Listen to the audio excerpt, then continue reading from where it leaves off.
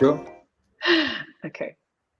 Hi, everyone. Thanks for your patience. We're back here now with Neil Ballantyne from Busuu. And Neil is the head of learning experience at Busuu, where he helps to bring Busuu's purpose to life. And that is to inspire the world to learn together with community interactions, live and self-access lessons powered by award-winning smart learning technology. So I'm excited for this talk. I'm looking forward to it. And I'll leave it to you, Neil. Thank you. I presume everybody can see and hear me. I'll keep half an eye on the chat as well, just in case there's any problems. But thank you very much. Thanks, Antonia. Thanks, Megan, for inviting us again this year to ChatterConf. Always a wonderful event. So really glad to be representing Busuu again, I think for the second or third year now. I think you can see my slides and hopefully you can see me as well. When I was looking at the tutorial for getting onto this hop-in platform, it seemed to suggest that you had to do special things to show your face as well. And I was like trying to make sure that you could see my face, maybe not the prettiest face in the world, but one thing that we've learned at Busuu is that people who show their real faces really engage more in the learning community. So I think it's like super important to that you can all see us. I've heard that from other online platforms as well, especially like people who hide their camera. Often it's a sign that they might churn soon. So yeah, it could be a good one to look out for if people are hiding themselves, that maybe they're starting to disengage. Right, so my name's Neil. Thanks for the introduction. So yeah, I'm at Busuu. I'm head of learning experience. My background's in language teaching. So I've taught in Thailand, the UK, Azerbaijan, Hong Kong, and then I moved into creating digital English language teaching and learning resources for the British Council, and then moved to Busuu, where I've been for 4.5 years now, and I lead our learning experience tribe. So that means I'm in charge of a number of teams who help our language learners achieve their goals. That's simply what we do. I'm going to be talking today about how we've been building meaningful connections through online language learning communities. First, a little bit about Busuu, for those who aren't so familiar with us. So we've been helping language learners succeed now for 14 years. With our sister brand Verbling, we teach over 60 languages. 13 in Busuu itself. We launched our 13th language, Dutch, at the end of last year. And we've had over 120 million registered learners.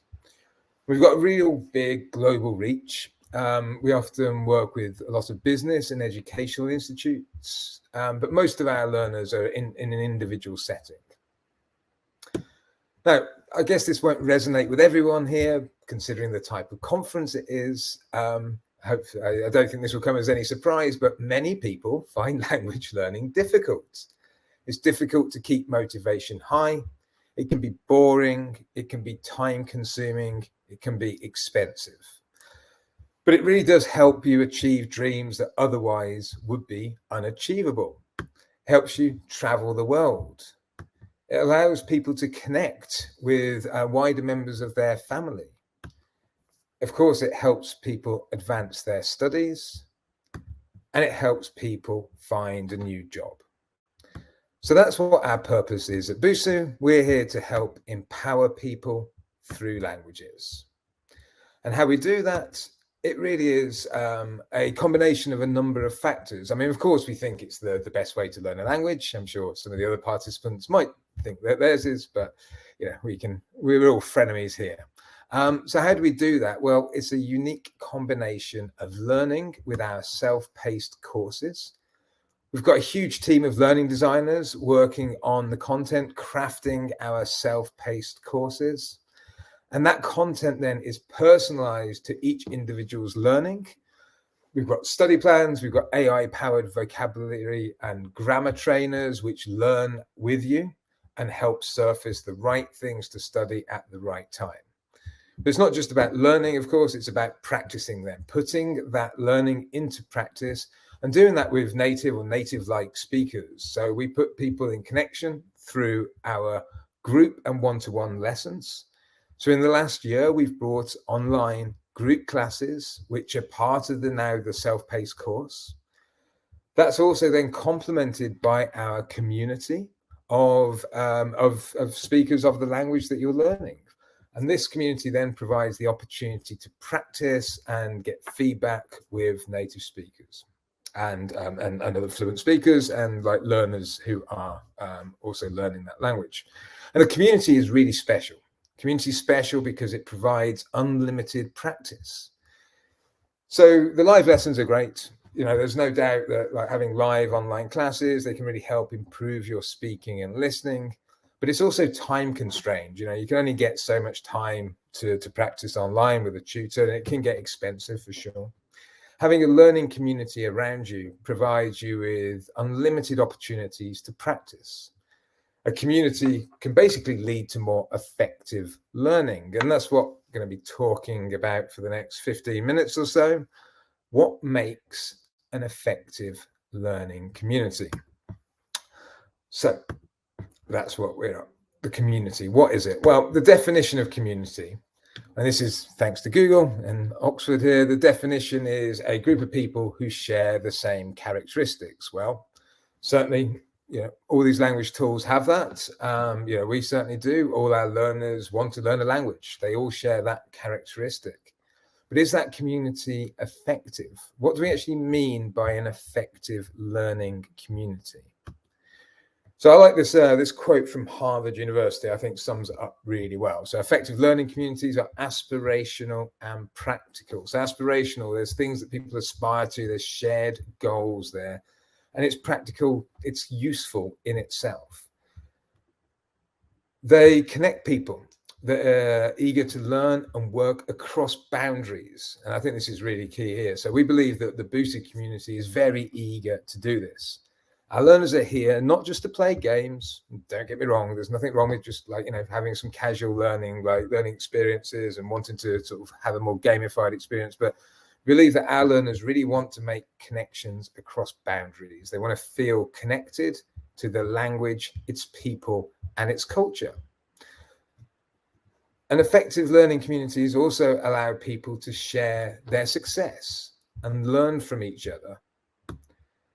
And the research really does show that, like, working together, if you create an effective learning community, it really can help people achieve their goals more quickly, which is cool. So how have we been going about this? Well, we've identified 5 core principles that make up an effective learning community. Those are togetherness, their sense of belonging and genuine connection. Trade, the ability to share resources and information. Teamwork, so this is where learners are actually working together with each other, with their peers. Having targets, so being united by goals. We saw that in the Harvard quote there. And above all, trust. So trust is the absolute bedrock of all this. It needs to, all the above needs to be facilitated in a safe learning environment.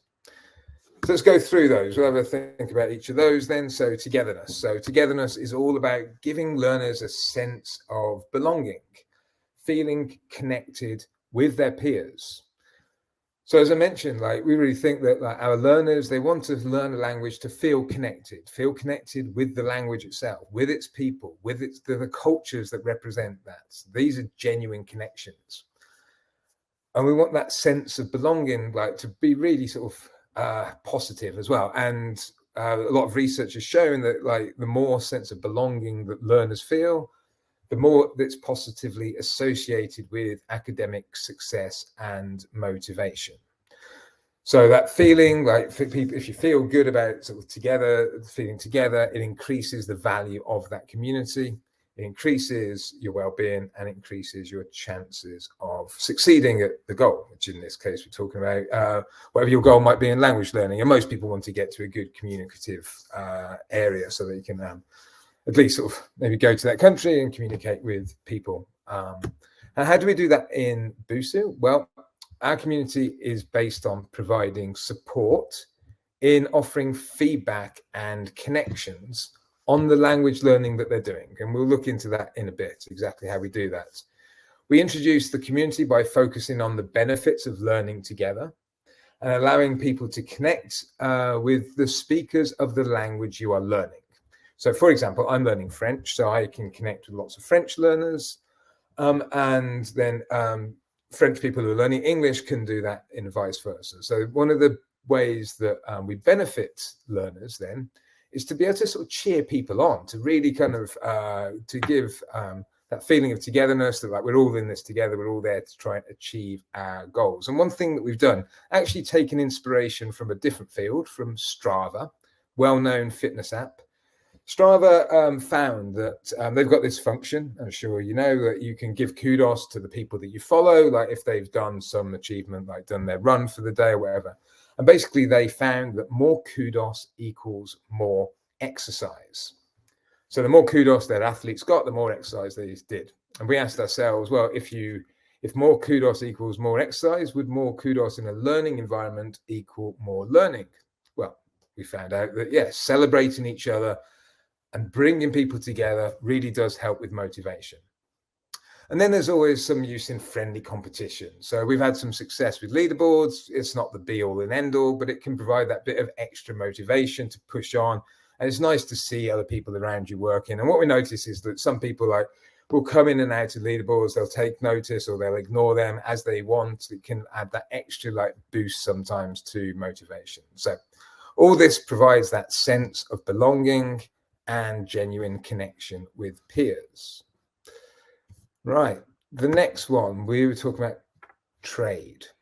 So this is like a key thing in the Busuu experience. So trade is all about learners being able to share information between themselves, share resources, and share knowledge. So it's all about facilitation. And there's one thing that all members of the community have here, and that's knowledge of their own language. So you don't need to be a language expert to know your own language, of course. And this is where Busuu's unique community feature comes into play.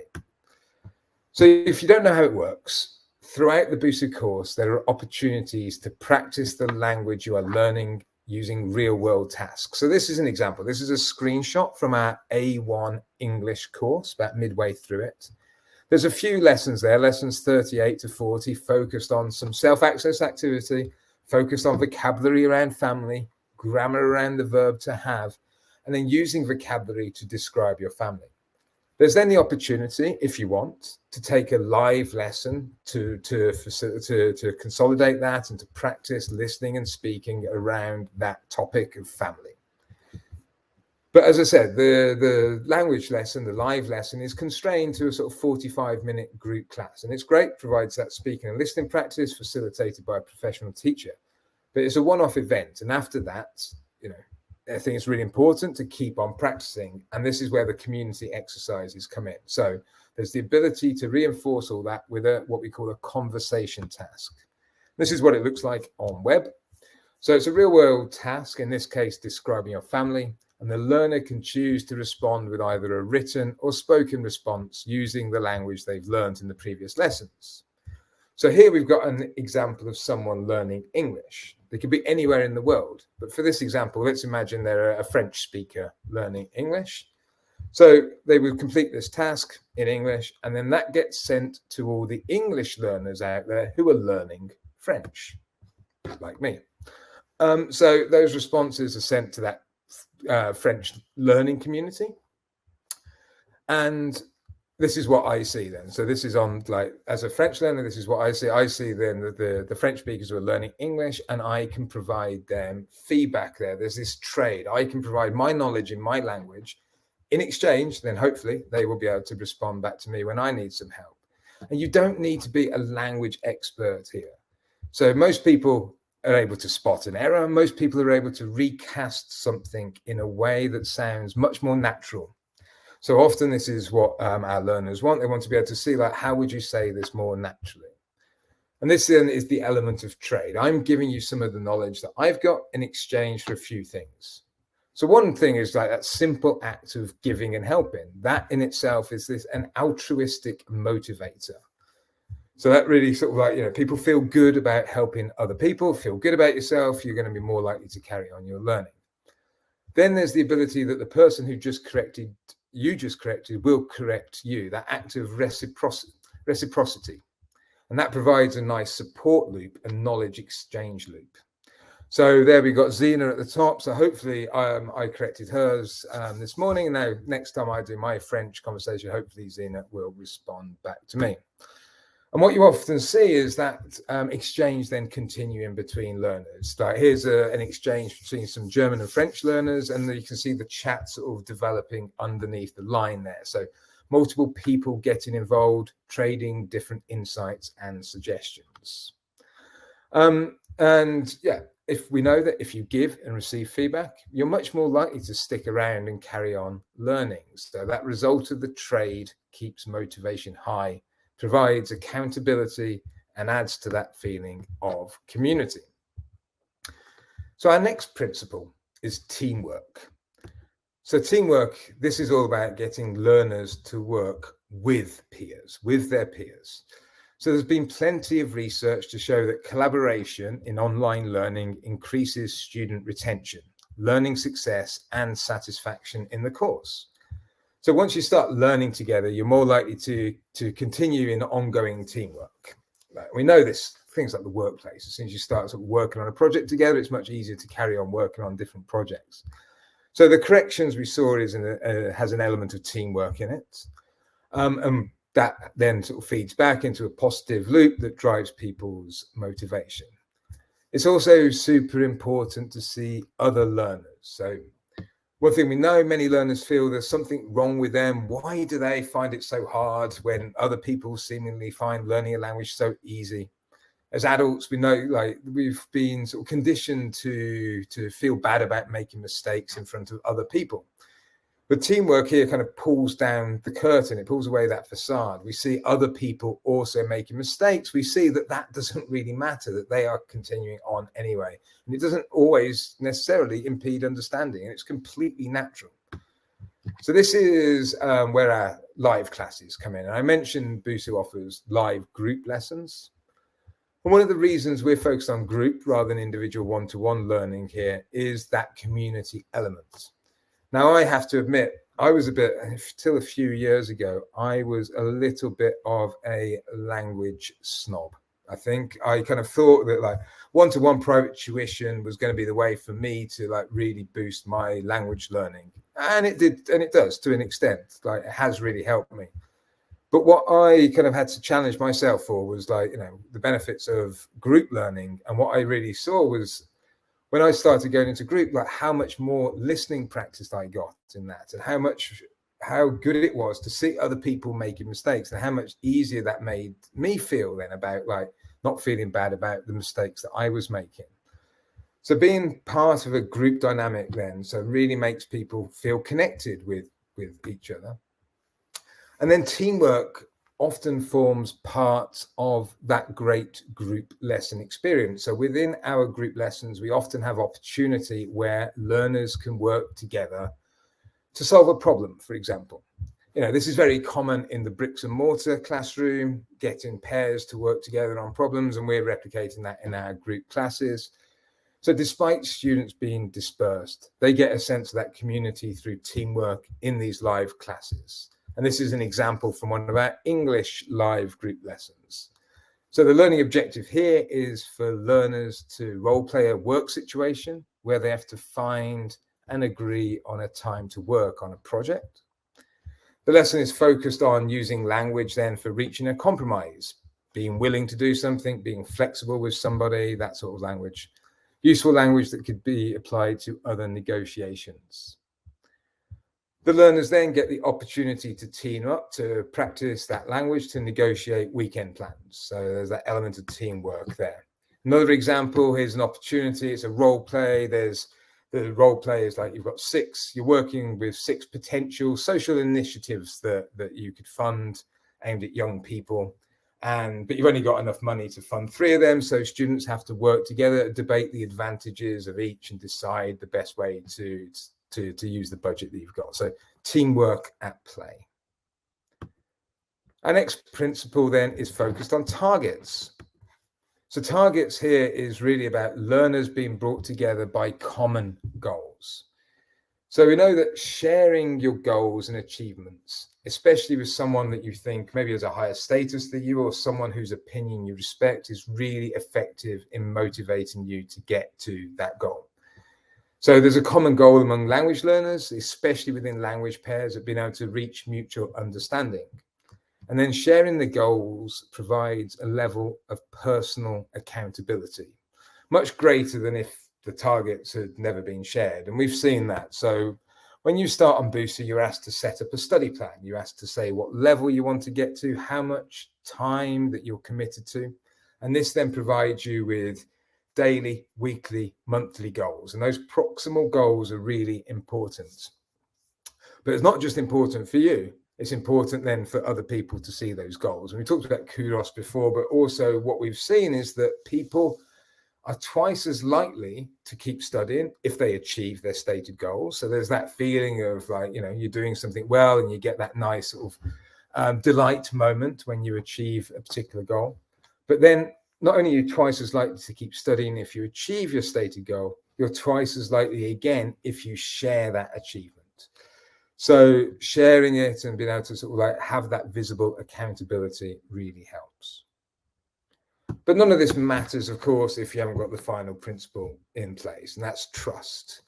So trust is, of course, super important. Trust is important in every scenario. In learning, no more so than here. So learners being able to feel safe in themselves, being able to be themselves, share in a safe environment. And this is absolutely vital in the success of any online learning community. And part of this is also, part of the reason why we need trust is to break down the fear factor. So language learning can be scary. We know this. Here's a quote from one of our learners that, you know, they love giving corrections, but they don't like actually doing those conversation exercises sometimes because they're just scared of negative feedback. Said before, people have been conditioned into like thinking that like making mistakes is bad. And people are scared of like what they will say and think. Here, this is an exact example where trust comes in. If you trust the people that you're with, if you trust that you're not going to be ostracized or trust that people aren't going to laugh at you or think you're stupid, then you're going to build up that confidence to carry on learning. This is super important in live lessons as well. Great ability there to see that other people also make mistakes. Other people are potentially struggling as well. But together, you know, if you have that trust that, you know, it is safe, then it's all good. And it's also really important then that we give learners the tools then to make sure that the community is safe. So, of course, we've got the tools there to be able to self-regulate, report any abuse if we've got any bad actors that come through, so people can make sure that the community is safe. And people should always have the ability to delete any of their digital footprint. So if you do decide that actually you didn't wish to share that, you can always retract that and unshare. You should have the right to change your mind. And as I mentioned, you know, the live classes, the teachers are there to build trust by encouraging communication together. So yeah, so we use the self-paced content, the conversations, our review focus, they focus on accuracy, and then our live lessons allow them to focus on fluency. And then the learners, like, you know, who trust the teacher and other classmates to provide that good, trusting environment. So that's it. That's our 5 principles for developing an effective learning community. Togetherness, that sense of belonging and genuine connection. Trade, the ability to share. Teamwork, so working with your peers. Setting targets. And then above all, trust. So our 5 principles, they all start with T, which is useful because that's how we build a community, which is a bit cheesy, but there you go. Our communities. So thank you very much. Interesting if you've got any questions. Thanks, Neil. I can read out the questions. Also, can we get some applause in the chat, please? More emojis. I think I'd like to see some emojis. Okay, we have a little bit of time for a question, and I think, which one should I ask? Okay, this one. How do you replace the human relating aspects in live learning, so online learning, which is an ever-present in a classroom dynamic? Sorry, can you repeat the question? I guess the question here is, how can you I mean, your online group courses, do you see everyone who's taking part? Or can you hide your video, or can you just sit and watch? I mean, yeah, so it's an interesting one. So essentially, it's up to the user, right? I mean, I've got the ability here to hide my camera as well. But you know, I think it definitely helps like build up that community. I think it does help to get over that. I mean, of course, you need confidence to do that, but that's like where the trust comes in. And also trust, yeah, I was about to say, it's the trust. Yeah, exactly. Like you got to trust, but I mean, it helps, and it is interesting to like we've seen that the people who hide their camera, it has been seen in other products that it is indicative of then people going to quit. So a lot of universities have seen that through COVID. For example, like they've seen like the people who are kind of more reticent to show their camera are also they're more likely to quit. There's something about like, you know, showing yourself there. It's a slight accountability. So it's important. You can't force it. Absolutely not. I mean, that's also part of the trust as well. Like, you know, if people don't want to show their face, they don't have to. But I mean, I think, you know, it's good to encourage it, but obviously not make people feel uncomfortable if they don't want to. Yeah, because there was a second question that came in as well, which was about like, how do you encourage people to partake and trust, I suppose? Or is it just basically down to the user who has to just grow that trust over time? Yeah, I think you need to grow it over time. I mean, the teacher is super important here, right? The teacher kind of leads by example. So that's why, you know, and we even like within Busuu as well, I think about working environments, like we've got this thing about like people use their own faces for their avatar, for things like that. You know, it's super important. Like don't hide behind an emoji all the time. Like, you know, you need to sort of like see that face. So like our teachers in the community, they're very visible. You know, we want to make them more visible as well, so that, you know, you can see them, and hopefully, you know, that then encourages other people to do so as well. And we do see that thing, like, you know, in the asynchronous community as well, people who use like their face, they tend to get more interaction. So it kind of, there's something there that it does build up that kind of encouragement to sort of work together to communicate with each other. Yeah, I love the overarching idea that trust is the foundation of language learning as well. And yeah, I mean, it's so important, isn't it? Like without trust, you can't do anything. Can't do anything. Okay, well, thank you so much for this amazing talk, and I hope everyone at home enjoyed it as well. And thanks for your questions as well. And we will be back in a minute with the next talk with Tim. So thanks, Neil. Thank you so much. Pleasure. All right, take care.